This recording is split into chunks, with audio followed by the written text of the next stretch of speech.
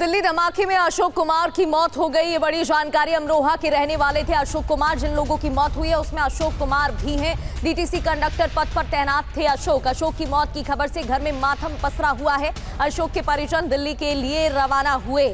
तो अमरोहा के रहने वाले हैं अशोक। डीटीसी कंडक्टर पद पर तैनात थे। इस दौरान धमाके वाली जगह पर मौजूद थे और उनकी मौत हो गई। तस्वीरें आप देख रहे हैं और आई विटनेस जो मौके पर मौजूद चश्मदीद हैं, उनका क्या कहना है। ब्लास्ट के वक्त स्पॉट पर मौजूद चश्मदीद ने TV9 भारतवर्ष से बात की, क्या कहा सुनाते हैं। पैदल जा रहे हैं? नहीं, मेरी गाड़ी है, बैटरी रिक्शा है। मेरा बैटरी रिक्शा पूरा जल गया है। आपका रिक्शा जल चुका है? वो जो हमने अंदर देखा आपका रिक्शा था। हाँ जी, पूरा जल गया। क्या लगा आपको, क्या हुआ अचानक? एक संग ऐसा हुआ, ब्लास्ट हुआ, एक संग बस्ट थी ना। एक गाड़ी में हुआ, कई गाड़ियों में हुआ? ये तो सर कई गाड़ी जली हैं। अब ये नहीं पता कौन सी गाड़ी में हुआ है सर। क्या इस गाड़ी में लग रहा है ब्लास्ट हुआ होगा? ये तो सर नहीं पता। एक इको दिख रही है उसकी, पूरा एक सिर्फ चेचिस बचा है, वो था क्या था? अब ये तो नहीं पता सर। मैं भी सर बेहोश हो गया था। मुझे भी। आप बेहोश हो गए थे? हाँ जी सर, मैं भी 5 मिनट बाद मुझे होश आया। अच्छा, 8 से 9 लोगों की मरने की खबर आ रही है, तो आपको लग रहा है इतनी तादाद पहुंची है उससे ज्यादा है? ये नहीं पता सर, मुझे भी होश नहीं था। मुझे भी किसी ने बैठाला था एक साइड से। मैं भी उड़ के अपनी गाड़ी से मतलब रोड पड़ा था। अच्छा, मुझे भी किसी ने। हो गए थे? हाँ जी सर। हम यहीं पे मौजूद थे, यहीं पे हम खड़े हुए थे। शॉपिंग के लिए आए हुए थे। शॉपिंग के लिए यहाँ पे हम आए हुए थे। तो देखा गाड़ी में बहुत तगड़ा ब्लास्ट हुआ यहाँ पे एक गाड़ी में, और गाड़ियों के जो बराबर उनकी गाड़ियाँ चल रही थी, उनके परखच्चे उड़ गए। सबसे मेन चीज़ कि गाड़ी मतलब ई रिक्शाज में तो सवारी होती है, ऑटोज में सवारी होती है, कमर्शियल नंबर व्हीकल में सवारियाँ होती हैं, लोग उनमें मौजूद होते हैं। यहाँ पे इतना तगड़ा ब्लास्ट हुआ, बेशुमार बहुत तगड़ा ब्लास्ट हुआ यहाँ पे, और लोगों में भगदड़ मचनी शुरू हो गई। कुछ लोगों की हमने हेल्प करी, घायल लोगों की, जिनको हमने भेजा, क्योंकि मौके पे कुछ ही प्रशासन वाले मौजूद थे। तो तस्वीरें अब आपको दिखाते हैं। धमाके के लाइव वीडियो सामने आए हैं। जब ये धमाका हुआ तो किस तरीके से भगदड़ वहां पे मच गई, लोग इधर उधर भागते नजर आए।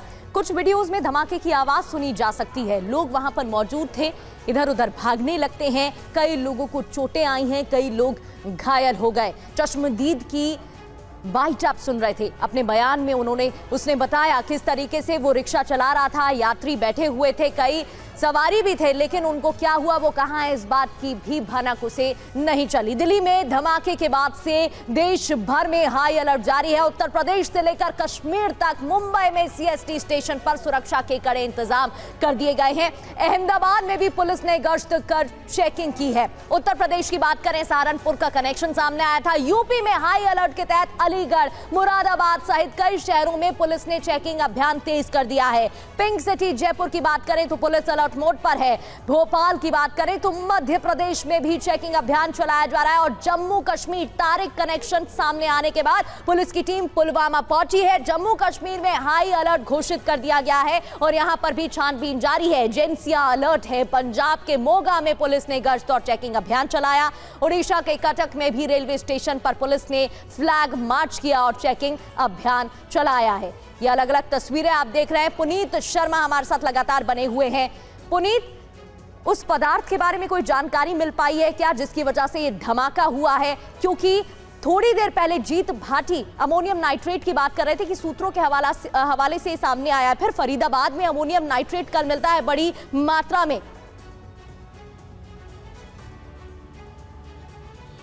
देखिए, ये जो ब्लास्ट था इसकी इंटेंसिटी बिल्कुल अलग थी। हम अक्सर देखा यह गया है कि जब RDX का ब्लास्ट होता है तो वहां पर बड़े बड़े गड्ढे हो जाते हैं, लेकिन ऐसा यहां पर कुछ भी नहीं था। हालांकि जो ब्लास्ट हुआ था उसकी जो धमक थी वो लगभग आधा किलोमीटर दूर तक थी, और जो इस गाड़ियों के परखच्चे उड़े वो लगभग 100 मीटर दूर तक गए, और आसपास जितनी दुकानें थी वहां के शीशे भी टूट गए थे। यहाँ की धमाका जो था वो हाई इंटेंसिटी का था।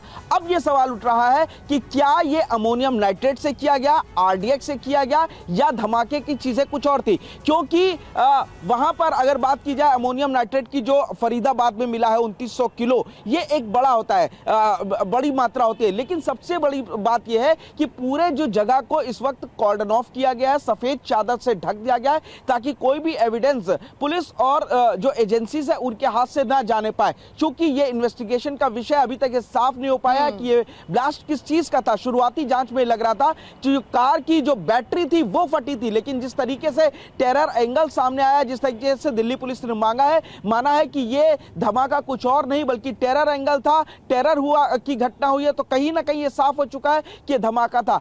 क्या इसमें टाइमर का इस्तेमाल किया गया? क्योंकि 20 टाइमर फरीदाबाद से मिले थे, इसके अलावा 2900 किलो अमोनियम नाइट्रेट मिला था, बड़ा विस्फोटक था।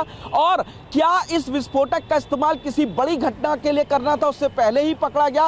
और जब कल ये पकड़ा गया सुबह, तो आखिर शाम को ये धमाका हुआ। ये तमाम जो एंगल हैं, जो सिरे हैं सुरागों के, ये जुड़ते हुए नजर। सभी पहलुओं से जांच की जा रही है। गृह मंत्रालय की आज बैठक भी होनी है, कई अफसर यहां मौजूद रहेंगे। गृह मंत्री के साथ ये बैठक होगी, करीब 11 बजे का वक्त बताया जा रहा है और जांच की जा रही है।